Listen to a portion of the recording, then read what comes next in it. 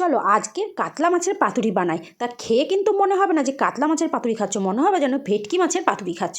তো তার জন্য কিছুই না, পেটির কিন্তু মাছ নিতে হবে। আর পেটির মাছগুলোকে লবণ হলুদ দিয়ে সরিষার তেলে একটু ভেজে নেবে, হালকা করে ভাজতে হবে, খুব বেশি কড়া করে না।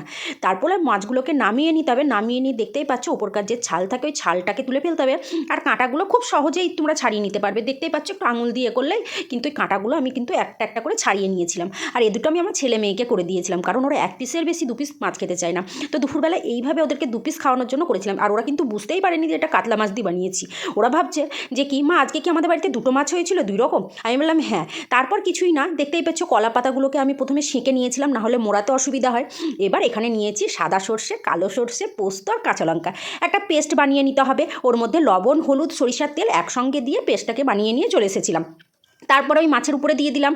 এবার মাছের উপরে ওই মশলাটাকে দিয়ে উপর থেকে কাঁচা তেল আর একটা করে কাঁচা লঙ্কা দিয়ে দিয়েছিলাম। তারপরে কিন্তু কলা পাতাটা ভালো করে মুড়িয়ে সুতো দিয়ে বেঁধে দিয়েছিলাম। তারপর ওই যে কড়াইয়ে মাছ ভাজলাম সেই কড়াইয়ের মধ্যেই দিয়ে দিলাম কলা পাতাগুলো। তারপরে ওই ঢেকে দিয়েছিলাম 5 মিনিট এপাশ আর 5 মিনিট ওপাশ করে করে নিয়েছিলাম। আর দেখতে পাচ্ছ কতটা সুন্দর হয়েছে, বিশ্বাস করো যতটা সুন্দর দেখে লাগছে তার থেকেও খেতে কিন্তু বেশি সুন্দর ছিল। তো তোমরাও একবার হলে বাড়িতে ট্রাই করো। কি মনে হচ্ছে, একবার ট্রাই করে দেখবে নাকি? তো ট্রাই করে দেখো আর আমাকে কমেন্টে জানিও তোমাদের কেমন লাগলো।